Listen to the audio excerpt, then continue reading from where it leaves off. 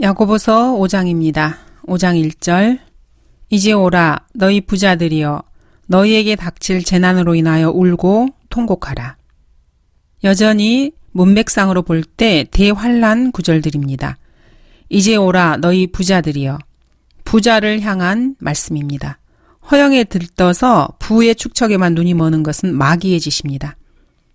부자에 대해서 요한 예슬리 역시 부정적인 생각을 가지고 있었습니다. 감리교 창시자인 요한 예슬리는 구원받고 나서 10년쯤 뒤 그 이전보다 2배나 부자가 되어 있으면은 구원받기 전보다 2배나 저주를 받은 것이다. 이렇게 극단적인 말을 서슴지 않았습니다. 성전 건축이라는 명분으로 교회 건물을 화려하게 짓고 엄청난 규모의 큰 신학대학들을 운영하는 감리교단 측 사람들이라면은 웨슬리가 그런 사람들을 본다면은 이보다 더한 말을 했을 것입니다.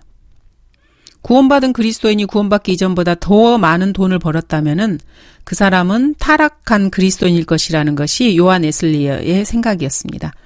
구원받은 사람이라면 모든 것을 내던지고 오직 하나님만을 섬길 수 있는 사람이어야 한다고 생각한 것 같습니다. 그렇게 사는 그리스도인은 가난해질 수밖에 없다고 요한 웨슬리는 생각했습니다.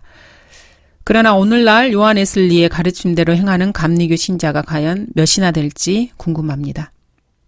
요즘 세상에 야고보서 5장 1절로 설교하는 것은 아주 어려운 일입니다. 이제 오라 너희 부자들이여 너희에게 닥칠 재난으로 인하여 울고 통곡하라. 이런 설교를 듣고 교회에 다닐 부자들은 아마 하나도 없을 것입니다. 이런 점에서 요한 웨슬리는 참으로 위대한 설교자였습니다. 그는 사람의 눈치를 살피면서 설교하는 요즘 목사들과는 아주 다른 부류였습니다. 다른 형제나 자매가 헐벗고 그날의 양식조차 없는데 그런 가난한 사람을 보고 부자라는 사람이 평안히 가라, 몸을 따뜻하게 하고 배부르게 먹으라고 하면서 그 몸에 필요한 것들을 주지 않는다면 이런 사람은 사실 비난받아 마땅합니다. 마태복음 25장에서 보듯이 대환란 기간에는 가난한 형제가 굶주렸을 때 먹을 것을 주지 않고 목말랐을 때 마실 것을 주지 않고 헐벗었을 때 입을 것을 주지 않고 병들고 감옥에 갇혔을 때 문안 가지 않으면은 이런 악한 부자를 향해서 예수님께서는 너희 저주받은 자들아 내게서 떠나 마귀와 그의 천사들을 위하여 준비한 영원한 불 속으로 들어가라고 명령하시기 때문입니다. 그런 부자들에게 너희에게 닥칠 재난으로 인하여 울고 통곡하라는 경고를 지금 하고 있습니다. 그들을 위해서 매우 값진 설교라는 점에는 그 누구도 이의를 달지 못할 것입니다. 하나님에 대한 극진한 사랑으로 가득 차서 기도하면서 하나님과 긴밀하게 교제해야 하고 있는 동안은 그 사람은 죄를 짓지 않는 시간이다. 역시 요한 웨슬리가 한 말입니다. 그리스도인이라 해도 기도로 하나님과 마주대하고 있지 않는 순간에는 끊임없이 죄를 질 수 있다는 말입니다. 그러므로 그리스도인이 죄를 정말로 전혀 짓고 싶지 않다면은 1시간 60분 매분 매초 하루 24시간 그야말로 쉬지 말고 기도하면서 주님과의 교제 속에서 모든 시간들을 가득 채우고 있어야 한다는 말입니다. 요한 웨슬리의 말이 정말 옳을지도 모릅니다. 과연 그런 삶이 현실적으로 가능하냐? 이것은 또 다른 별개의 문제입니다. 2절 3절입니다. 너희의 재물은 썩었고 너희의 의복은 좀먹었으며 너희의 금과 은은 녹이 슬었으니 이것들의 녹이 너희에게 증거가 되어 불같이 너희 살을 먹으리라. 너희가 마지막 날들을 위한 재물을 쌓았도다. 너희의 재물은 썩었고 좀먹었으며 녹이 슬었으니 이런 식으로 야고보는 모든 일들이 이미 끝난 일처럼 진술하고 있습니다. 앞으로 일어날 일에 대해서는 뭐뭐 할 것이다 라고 말하는 게 보통이지만 야고보는 그렇게 말하지 않고 현재 이미 이루어진 것을 다루고 있는 것처럼 말을 하고 있습니다. 이것은 대환란이 얼마나 절박하게 가까이 다가와 있는지를 야고보가 느끼고 있었기 때문이고 우리에게 그 임박성을 뼈저리게 느끼도록 하기 위해서입니다. 야고보서 5장은 그리스도의 재림 관련 장입니다. 곳곳에서 그 사실이 명백하게 드러나고 있습니다. 7절에서 주께서 오실 때까지 또 17절에 3년 6개월 이런 서술들이 모두가 다 대환란 구절들입니다. 야고보는 예수님의 재림을 먼 장래의 일로 본 것이 아니라 바로 문 앞에 닥친 일로 묘사하고 있습니다. 9절에서도 보라 심판하시는 분이 문 앞에 서 계시니라고 언급하고 있습니다. 너희의 재물은 썩었고 너희의 의복은 좀 먹었으며 너희의 금과 은은 녹이 슬었으니. 이 9절에서 우리는 예수 그리스도의 산상 설교를 연상하게 됩니다. 주님께서는 이렇게 말씀하셨습니다. 너희 자신을 위하여 땅에다 보물을 쌓아두지 말라. 거기는 좀이나 녹이 해치며 또 거기는 도둑들이 뚫고 들어와서 도둑질하느니라. 오히려 너희 자신을 위하여 하늘에다 보물을 쌓아두라. 거기는 좀이나 녹이 해치지도 않으며 또 거기는 도둑들이 뚫고 들어오지도 못하고 도둑질도 못하느니라. 너희의 금과 은이 녹이 슬었으니. 자, 녹이 슬었다는 말은 영어 킹제임스 성경에서는 cankerrod라는 단어로 표기되어 있습니다. 캔커는 그 발음도 암이라는 캔서와 유사합니다. 암이라는 캔서라는 단어는 여기서 파생되었습니다. 요즘도 입술이나 혀에 생기는 암, 즉 구강암이나 구강궤양을 의학용어로 캔커라고 부릅니다. 금이나 은이 녹쓰는 것은 마치 사람의 살이 암 종양이 생기는 것과 같은 것입니다. 금이나 은이 암에 걸리면은 곧 녹이 슬었다는 말입니다. 금은 여간에서는 녹이 슬지 않지만은 은은 쉽게 녹이 슬어서 시커멓게 되기도 합니다. 그래서 은그릇이나 은으로 만든 숟가락, 젓가락은 자주 닦았어야 합니다. 금이나 은 같은 귀한 금속이라도 녹이 슬면은 그 녹이 금속을 먹어 부식하게 마련입니다. 사람도 암에 걸리면은 그 암이 살을 먹어서 썩게 만듭니다. 아무튼 금과 은 같은 귀한 재물도 암에 걸리고 그 암세포가 사람의 살로 옮겨가면은 사람을 파멸로 이끈다는 식으로 이렇게 서술하고 있습니다. 이렇게 볼 때 금과 은, 즉 사람의 재물은 사람에게 축복이 아니라 오히려 저주가 될 수 있다는 경고입니다. 미국의 억만장자 하워드 휴지의 예를 들 수 있습니다. 그는 엄청 부자였음에도 지구상에 살았던 가장 비참한 사람 중에 한 사람이었습니다. 그는 병에 걸려 고통을 잊으려고 마약 주사를 맞아야 했고 나중에는 반미치광이가 된 채 영양실조로 죽었습니다. 억만장자가 영양실조로 죽다니 참으로 비참한 일입니다. 가장 좋은 음식과 가장 좋은 건강식을 누구라도 마음껏 먹을 수 있는 부를 누리고 있고 그것을 위해서라면은 얼마든지 돈을 쓸 수 있는 거부였습니다. 그럼에도 병 때문에 아무것도 먹지 못해서 결국 영양실조로 죽었습니다. 이보다 어처구니 없는 일은 없을 것입니다. 너희가 마지막 날들을 위한 재물을 쌓았도다. 여기서 마지막 날들은 이 야고보서 어디서나 대환란 시대를 가리키고 있다는 강력한 증거 구절입니다. 4절 보라 너희 밭에서 추수한 일꾼들에게 속임수로 주지 않은 품삯이 소리 지르며 추수꾼들의 울부짖음이 만군의 주의 귀에 들렸느니라. 일꾼들은 요즘 말로 하면 노동자들입니다. 여기서 성경은 노동자들 편을 들고 있습니다. 마찬가지로 성경은 사업 경영체제와 자본주의 경제체제 편을 들고 있습니다. 성경은 결코 공산주의 경제체제를 지지하지 않습니다. 성경이 자본가 계급과 노동자 계급 간의 문제에 대해서 어떤 입장을 취하는지 한번 보겠습니다. 1951년에서 1953년까지 개최되었던 미국 남침례교 전국대회에서 교회 주일학교에 사용할 교재를 정했는데 사유재산에 관한 교과목이 포함이 되어 있었습니다. 그런데 이 교과목 교재에 사유재산의 소유는 사탄적이기 때문에 모든 사람들이 재산을 공유할 수 있어야 하고 자기 재산을 다른 사람들에게 나누어 가져야 하고 또 반면에 다른 사람의 재산 역시 내가 공유할 수 있는 권리가 있다고 그 교재에서 가르쳤습니다. 미국에서 이런 일이 일어난 것입니다. 그것도 기독교 교파라고 하는 주일학교 교재에서 이런 내용이 있었습니다. 참으로 놀라운 일입니다. 이런 사상은 칼 막스의 공산주의 선언에서나 볼 수 있는 이념입니다.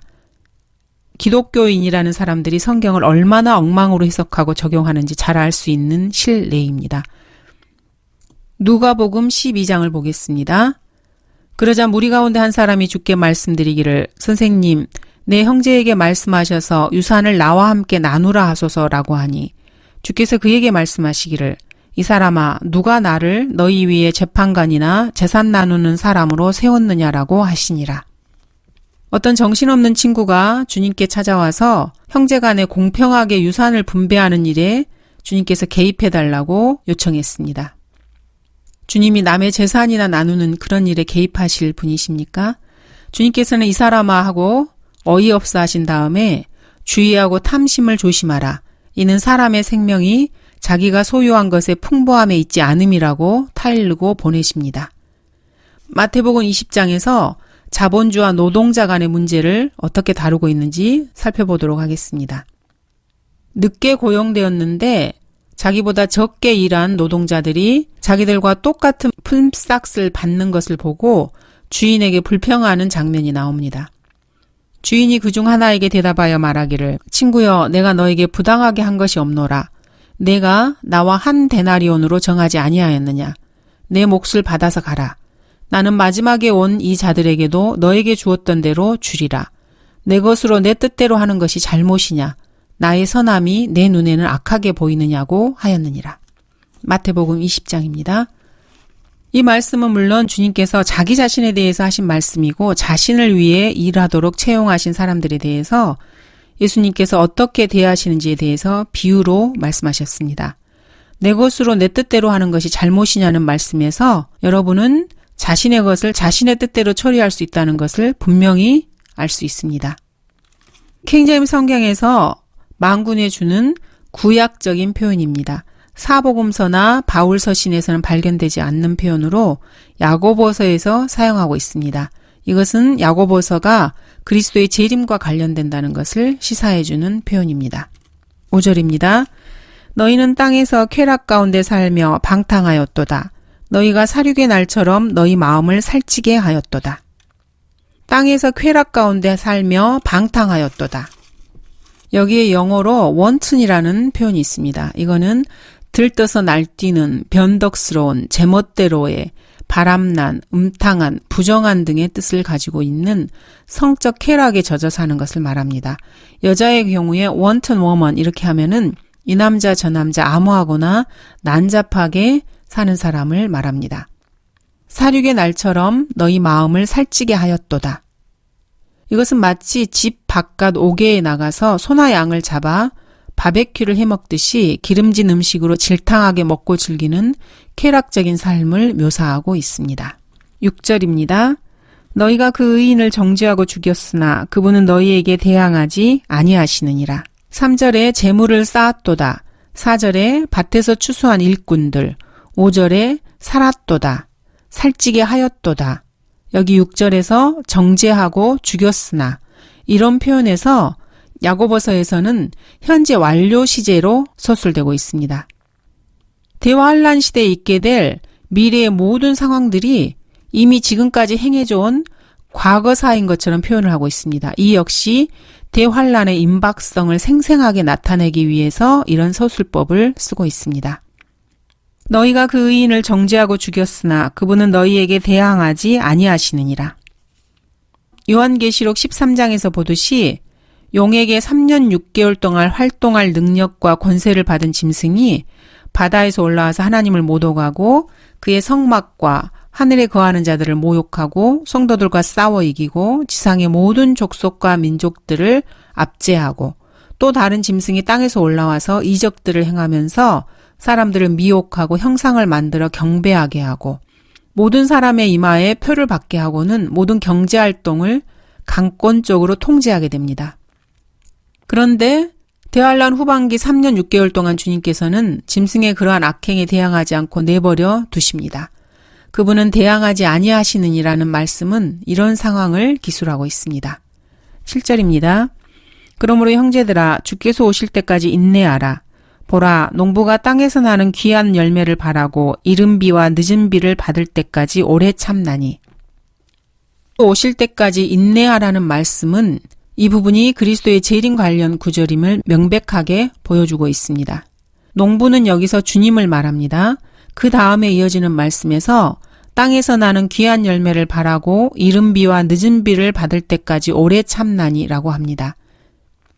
성경은 주님의 재림 시에 비에 대한 언급을 흔히 볼 수 있습니다. 주님께서 재림하시기 직전에 비가 내린다는 것이 성경의 가르침입니다. 비가 내리되 한 달 동안은 좋게 내릴 것이고 보통은 2달 내리는 것으로 서술합니다. 요엘서 2장을 위시해서 호세아 6장, 열왕기상 18장, 사무엘하 23장 등 성경 곳곳에서 주님께서 재림하실 때 비가 내린다는 표현이 나옵니다. 오직 킹 제임스 성경에서만 모든 가짜 성경들을 제치고 이런 진리를 하나도 빼지 않고 계시하고 계십니다. 그러므로 킹 제임스 성경을 내던지고 다른 역본들을 집어든 학자들은 이 진리를 보지 못합니다. ASV나 현대판 가짜 성경들에서는 이런 진리를 발견할 수 없습니다. 호세아 6장 1에서 여기에 관련된 부분들이 있습니다. 오라, 우리가 주께 돌아가자. 기도의 말씀입니다. 이는 그가 찢으셨으나 교회 시대를 말합니다. 우리를 낫게 하실 것이요. 천년왕국 시대의 일입니다. 그가 치셨으나 다시 교회 시대입니다. 우리를 싸매어 주실 것임이라. 다시 천년왕국 시대입니다. 그 다음 2절을 보시면은 이틀 후에 2000년 동안 계속된 교회 시대가 다 지난 후를 말합니다. 그가 우리를 살리시며 부활입니다. 셋째 날에 그가 우리를 일으키시리니 2000년 교회 시대가 지나면 부활이 있을 것입니다. 고린도전서 15장이나 데살로니가전서 4장 등에서 이것이 다시 한번 확인됩니다. 우리가 그의 목전에서 살리라. 천년왕국 시대가 됩니다. 3절을 계속 보시면은 만일 우리가 계속 주를 알고자 하면 그때 우리가 알게 되리라. 그의 나오심은 아침처럼 마련되어 있으며 그는 우리에게 비처럼 오시리니 땅에 내리는 늦은 비와 이른 비처럼 오시리라. 아침 해가 떠오르는 것은 예수 그리스도의 재림을 나타내는 표상입니다. 예수님의 오심을 마치 2번에 걸친 비처럼 표현하고 있습니다. 그 비가 연중으로 치면은 4, 5월 오순절에 내리는 이른 비, 또 9월, 10월의 장막절에 내리는 늦은 비처럼 내릴 것이라고 말씀하십니다. 예수님의 오심은 이처럼 이른 비가 내리듯 오시거나 아니면 늦은 비가 내리듯 오실 터입니다. 이른 비가 될지 늦은 비가 될지는 알 수 없지만 예수님의 재림은 너무나 분명합니다. 이른 비와 늦은 비는 예수님의 재림의 두 국면과 관계가 있고 오순절에 해당하는 이른 비는 성도들의 휴거 시점을 말하고 장막절에 해당하는 늦은 비는 예수님의 지상 재림을 나타낸다고 볼 수 있습니다. 예수님의 재림은 이처럼 아침처럼 비처럼 같은 표현처럼 뭐뭐처럼이라고 서술하고 있습니다. 자, 이번에는 열왕기상 18절을 보도록 하겠습니다. 여기에는 엘리야가 등장합니다. 야고보서 5장에서도 엘리야가 등장합니다.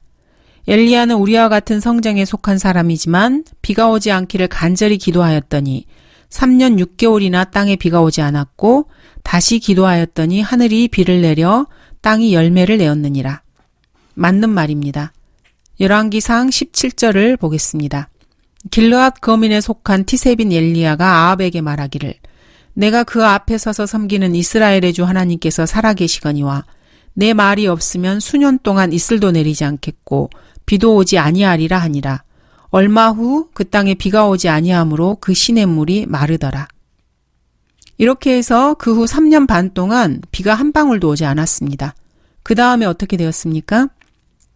엘리야가 아합에게 말하기를 올라가서 먹고 마시소서 많은 빗소리가 있나이다 하니 아합이 먹고 마시며 올라가더라. 엘리야도 칼멜산 정상으로 올라가서 땅에 엎드려 그의 얼굴을 무릎 사이에 넣고 그의 종에게 말하기를 이제 올라가 바다를 향해 보라. 하자 그가 올라가 바라보고 말하기를 아무것도 없나이다 하는지라. 엘리야가 말하기를 7번 다시 가라 하더라. 7번째에 그가 말하기를 보소서 바다에서 사람의 손만한 작은 구름이 떠오르나이다 하니 잠시 후에 하늘이 구름들과 바람으로 캄캄해지고 큰 비가 내리는지라. 3년 반 동안의 긴 가뭄이 지난 끝에 엘리야가 그의 얼굴을 무릎 사이에 놓고 기도했더니 큰 비가 내렸습니다. 엘리야의 종이 바다를 향해 보기 위해서 몇 번을 왔다 갔다 했는데 몇 번째 비가 내렸습니까? 7번째 비가 내렸습니다. 7년 대환란을 나타냅니다. 7년 대환란이 끝나면 이처럼 큰 비가 내립니다. 재림을 예언하는 관련 구절들에는 어디에서나 비를 언급하고 있습니다. 그러나 올바른 성경의 권위를 부인하는 자들은 이런 진리를 발견하지 못합니다. 성경 말씀을 성경 말씀으로 서로 대조하고 해석해 보면은 성경 원문의 본래 의미를 밝히 볼 수가 있습니다. 이 역시 킹제임스 성경만으로 할 수 있는 일입니다. 이번에는 요엘서 2장을 보겠습니다. 너희 시온의 자녀들아 그때 즐거워하고 주 너희 하나님을 기뻐하라. 이는 그가 이른 비를 너희에게 적절히 주셨으며 또 그가 너희를 위하여 비를 내려주시되 이른 비와 늦은 비를 첫 달에 내리게 하실 것임이라. 이른 비를 너희에게 적절히 주셨으며 라는 말씀은 철 따라 내리는 보통 비를 말합니다. 그리고 미래에 또 비를 내려주실 것입니다. 이른 비와 늦은 비를 내려주시는데 첫 달, 즉 유대력으로 아비볼이라고 하는 3, 4월에 동시에 내려주실 것입니다. 이 구절을 놓고 오순절과 은사주의자들이 갖가지 엉터리 교리를 만들어냈습니다. 즉 이른 비가 사도행전 2장의 오순절 성령 강림을 말하고 늦은 비가 20세기의 성령 운동을 말한다고 억지를 부리는 것입니다. 이른 비와 늦은 비를 첫 달에 함께 내리게 하실 것이라고 본문에서 분명히 말씀하고 있는데도 말입니다. 참으로 정신 나간 얼간이 같은 소리입니다. 오순절 운동을 한다는 은사주의자들은 이처럼 성경을 전적으로 부인하고 부정하는 자들입니다. 하나님의 말씀을 사실대로 받아들이기를 거부하는 자들이 영적 소경이 되어서 말씀을 엉망으로 헝클어 놓고 있습니다. 사무엘하 23장을 보겠습니다. 주의 영이 나를 통하여 말씀하셨으니 그의 말씀이 내 혀에 있었도다. 다윗에게도 주님의 재림에 대한 계시가 주어졌습니다. 그리고 그는 그 계시대로 예언했습니다. 이스라엘의 하나님께서 말씀하셨으며 이스라엘의 반석께서 내게 이르시기를 사람을 다스리는 자는 공의로워야 하며 하나님을 두려워함으로 다스려야 하는도다. 이 구절에서의 이스라엘의 반석은 주님의 재림을 이야기하는 신명기 32장에서의 그분의 반석이시며 라는 어구와 정확하게 맥을 같이 합니다. 공의로 통치하실 재림의 그리스도 메시아 왕을 제시하고 있습니다. 그리하면 그가 해 돋을 때의 아침 빛같이 되리니 곧 구름 없는 아침 같겠고 비온 후에 맑게 반짝임으로 땅에서 돋아나는 연한 풀잎 같으리라 하셨도다. 성경은 가끔 중요한 뭔가를 언급할 때 뭐뭐처럼 뭐뭐같이라는 그런 표현을 씁니다. 쉽게 이해할 수 있도록 조명을 주기 위해서입니다. 중요한 계시를 계시해 주실 때 흔히 사용하는 특유의 비유법입니다. 내가 또한 선지자들을 통하여 말하였고 내가 환상들을 많이 늘렸으며 선지자들의 사역을 통하여 비유를 사용했노라. 주님께서 말씀하십니다. 사무엘하 23장의 이 말씀은 무슨 뜻입니까? 재림하신 주님께서 아침 해처럼 빛나시되 그 맑은 아침이 마치 비가 온 뒤에 맑은 아침을 나타내는 것 같다는 것입니다. 해로 묘사되는 예수님의 재림과 비는 이처럼 밀접한 관계가 있습니다. 시편 68편을 보도록 하겠습니다. 시편 68편은 전체가 예수님의 재림에 대한 위대한 교리를 장엄하게 펼치고 있는 장입니다.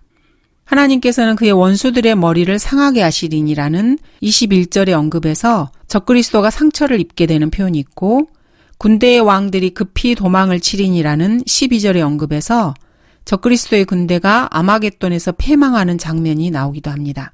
내가 내 백성을 깊은 바다에서 다시 데려오리라는 22절에서는 휴거를 언급하고 있습니다. 내 발이 내 원수들의 피에 잠기고 23절에서는 다시 아마겟돈의 참상을 묘사하고 있습니다. 이 모두가 재림 관련 구절들입니다.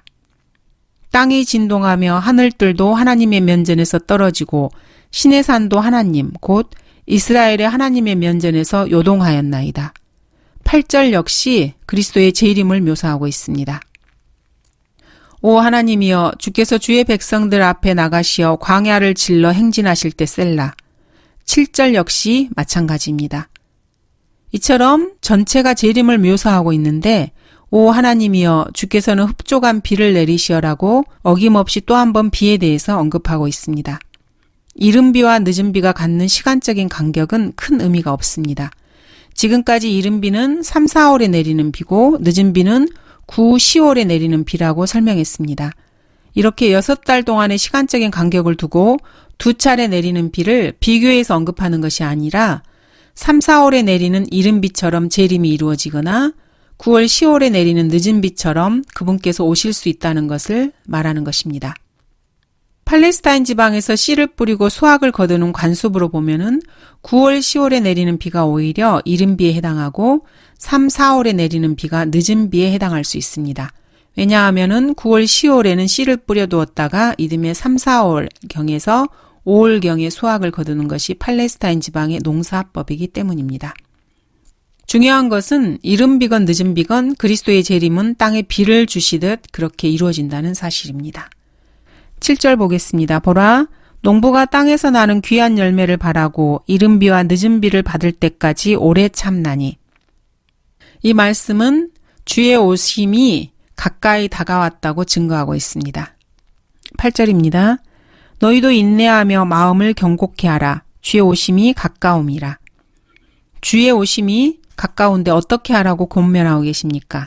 마음을 경고케 하라고 권면하십니다. 즉 마음을 단단히 먹고 인내하라고 충고하십니다. 야고보는 예수님의 재림이 실질적으로 아주 임박했음을 역설하고 있습니다.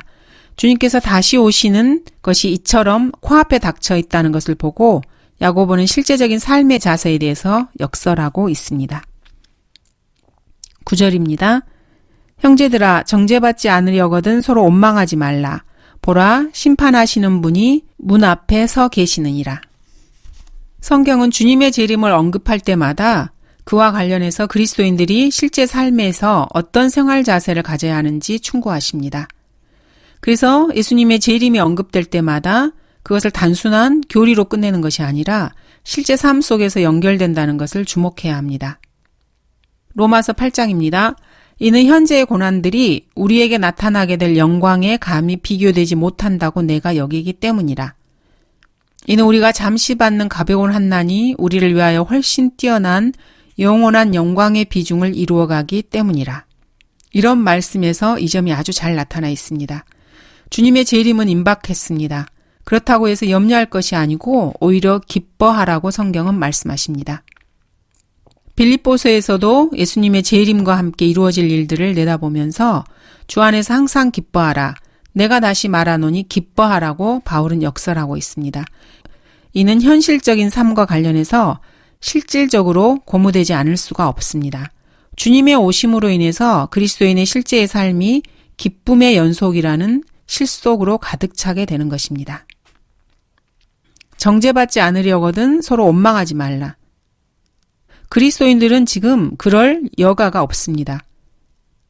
예수님의 재림이 임박해 있는데 그런 상황에서 해야 될 일이 태산 같은데 시시하게 남에게 오난이나 품고 있을 시간도 없고 또 오난을 품은들 그 오난을 풀 수 있는 기회가 그 사람에게 오지도 않는다는 말입니다. 왜 그렇습니까? 예수님의 재림이 코앞에 임박해 있기 때문입니다. 예수님의 재림에 대한 교리는 그리스도인들이 실속 있는 삶을 추구해야 된다는 점에서 아주 중요합니다. 성경은 이렇게 말씀하고 계십니다. 사랑하는 자들아, 이제는 우리가 하나님의 아들들이라. 우리가 어떻게 될 것인지는 아직 나타나지 아니하였으나 그가 나타나시면 우리가 그와 같이 되리라는 것을 아노니 이는 우리가 그분 그대로 그분을 볼 것이기 때문이라. 그분 안에서 이 소망을 가지는 사람은 누구나 그분이 정결하신 것처럼 자신을 정결케 하느니라. 그리스도인들은 실제 삶에서도 스스로를 정결케 하고 참고 인내하고 기뻐하며 여기 9절에서처럼 다른 사람에게 오난을 품지 말아야 합니다. 모두가 다 주님의 재림에 그 동기가 있습니다. 주님의 재림은 이처럼 가치 있는 일들을 가능케 하는 교리입니다. 주님의 재림을 둘러싸고 논쟁을 벌이는 것은 아무런 유익함이 없는 무익한 일입니다. 이 세상에서 그리스도의 재림에 대한 교리만큼 실속 있는 교리는 또 없습니다. 보라, 심판하시는 분이 문 앞에 서 계시니라. 심판관이 이미 문 앞에 당도해 있습니다. 시시비비를 다 알고 계신 심판주께서 문 앞에 와 계신데 내가 지금 다른 사람하고 오난을 품고 이럴 여유가 없다는 것입니다. 옳고 그른 것이야 주님께서 알아서 적절하게 처리하실 것입니다. 오난을 품고 있다가는 오히려 그 사람이 주님께 혼이 날 판입니다. 서로 원망하지 말라. 앞에서 말한 바와 같이 다른 사람에게 오난, 즉 앙심을 품지 말라는 뜻입니다. 그리스도인이 앙심을 품는다면 정말이지 못할 짓입니다. 남에게 앙심을 품고 있는 그리스도인이 적지 않다는 것 역시 유감스러운 일입니다. 어떤 그리스도인이 미친 개에게 물려 광견병에 걸려 10년 동안이나 고생하다 죽게 되었습니다. 그 그리스도인은 개한테 물리고 나서 죽을 때까지 개만 보면 오히려 그 사람이 미친 개처럼 변해서 아무 죄도 없는 다른 강아지를 발로 걷어찼습니다. 그 사람의 마음속 깊이 오난이 파고들어서 그 정도로 끝나는 게 아니었습니다. 광견병으로 인해서 자기가 얼마 더 살지 못한다는 것을 의사에게 알게 되자 집으로 오자마자 종이와 연필을 꺼내서 많은 사람들의 이름을 쭉 적어 내려갔습니다. 나중에 알고 보니 자기가 죽기 전에 서둘러 찾아가 미친 개처럼 물어뜯어서 광견병을 전염시켜줘야겠다고 앙심을 품고 있던 사람들의 목록이었다고 합니다. 다른 사람에게 앙심을 품고 있는 그리스도인의 예는 이것 말고도 아주 많습니다. 한 어린 그리스도인 소녀가 있었습니다. 이 소녀가 어느 날 저녁 예배 도중에 기도하다 말고 갑자기 기도를 멈추더니 하나님 죄송해요. 잠깐 지미 녀석 엉덩이를 걷어차고 오겠어요. 하고 자리에서 일어나 지미가 앉아있는 뒷좌석으로 가서 그 아이를 발길로 냅다 걷어찼습니다. 지미란 녀석이 뒤에 앉아서 이 소녀의 머리카락을 만지작거렸거나 등을 툭툭 쳤거나 이렇게 한 모양입니다. 소녀는 기도 시간을 이용해서 그에 대한 보복을 감행했습니다. 뒤에서 건드린 것이 아무리 화가 났어도 무슨 운동 경기를 하는 것도 아니고 제멋대로 타임아웃을 하고 예배를 멈춘다는 것은 그야말로 말도 안 되는 일입니다.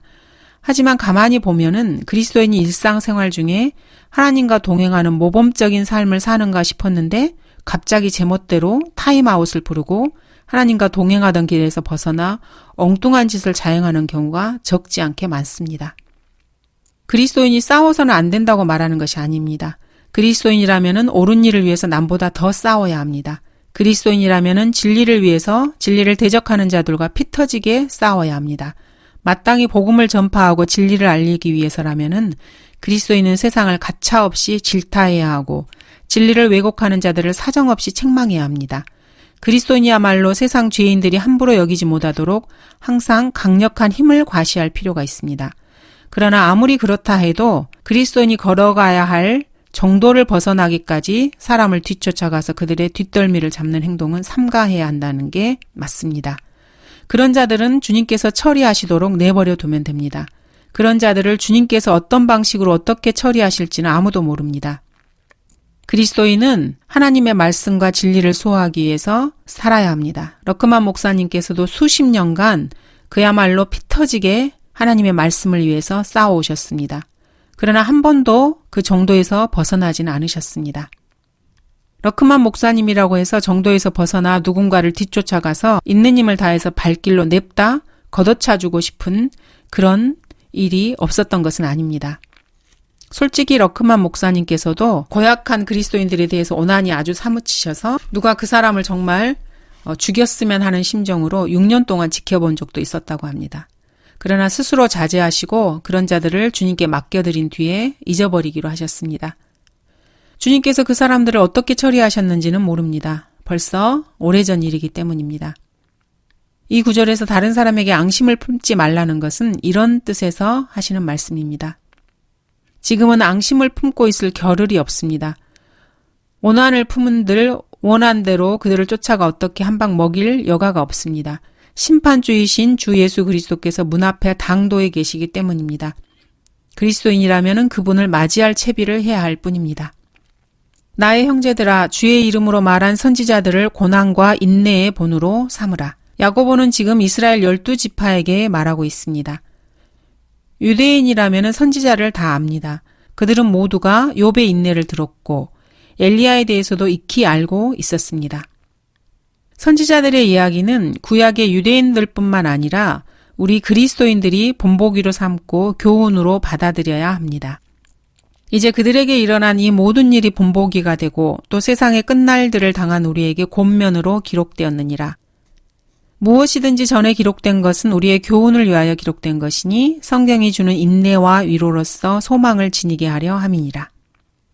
보라, 우리는 견디어내는 자들을 복 있는 사람들로 여기나니 너희가 욥의 인내를 들었고 또 주의 결말을 보았거니와 주는 인정이 심히 많으시고 자비로우시니라. 야고보는 10절에서 선지자들을 기억하고 고난과 인내의 본으로 삼으라고 권면했습니다.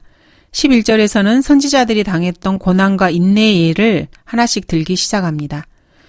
너희가 욥의 인내를 들어서 다들 잘 알고 있다고 말합니다. 주의 결말, 즉 주님께서 욥의 결말을 어떻게 맺어주셨는지도 성경에서 읽고 잘 알고 있으리라고 말합니다. 주의 결말이라는 것은 주님께서 맺으신 결말이란 뜻입니다. 고난을 참고 견뎌낸 욥의 생애의 끝을 주님께서 복으로 채워주셨다는 것을 우리 모두 잘 알고 있습니다. 오늘은 여기까지 하겠습니다. 감사합니다.